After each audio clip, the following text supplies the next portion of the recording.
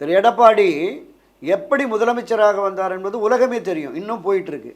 யார் இந்த சசிகலா என்று கேள்வி எழுப்புகிறார் என்றால் எந்த அளவுக்கு அவர் அந்த விசுவாசத்தை அல்லது நம்பிக்கை துரோகத்தை விளைத்திருக்கிறார். பெரியவங்க, வயசுல மூத்தவங்க. அதுதான் சொல்கிறேன். அந்த மூத்தவரை யார் சசிகலான்னு கேட்குறாருல்ல, அவருக்கும் கட்சிக்கு என்ன சம்பந்தம்னு கேட்குறாருல்ல. அந்த நிலைப்பாட்டை ஒருபோதும் எடுக்க மாட்டார்.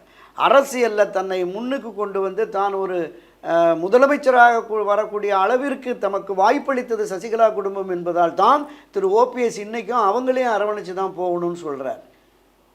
அப்போ உனக்கு வாழ்வளித்த திரு எடப்பாடி பழனிசாமிக்கு அரசியல் வாழ்வளித்தது இந்த குடும்பம் தான் என்பது வெளிப்படையாகவே தெரியும்.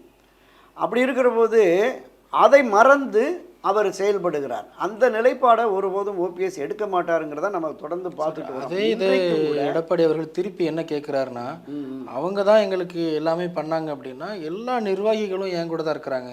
எம்எல்ஏக்களாக இருக்கட்டும், எம்பிக்களாக இருக்கட்டும், மாவட்ட மாநில பொறுப்பாளர்களாக இருக்கட்டும், கிட்டத்தட்ட 99% பேர் என் பக்கம் தான் இருக்கிறாங்க.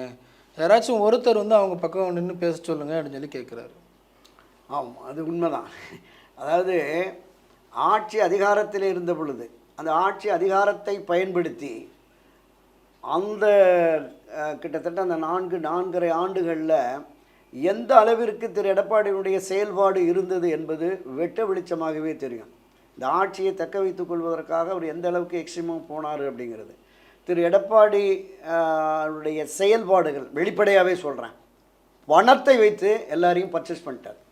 பணம், கோடிக்கணக்கான பணத்தை சம்பாதித்து வைத்து அந்த பணத்தை வைத்து தான் அமைச்சர்கள், சட்டமன்ற உறுப்பினர்கள், நாடாளுமன்ற உறுப்பினர்கள், எம்எல்ஏக்கள், கட்சியினுடைய பொதுக்குழு செயற்குழு உறுப்பினர்கள் எல்லோருக்குமே பண விநியோகம் நடந்தது. வெளிப்படையாக தெரியும். வாங்கின ஒவ்வொருத்தருக்கும் தெரியும். வெளியில் பொது வெளிகள்லேயும் தெரியும்.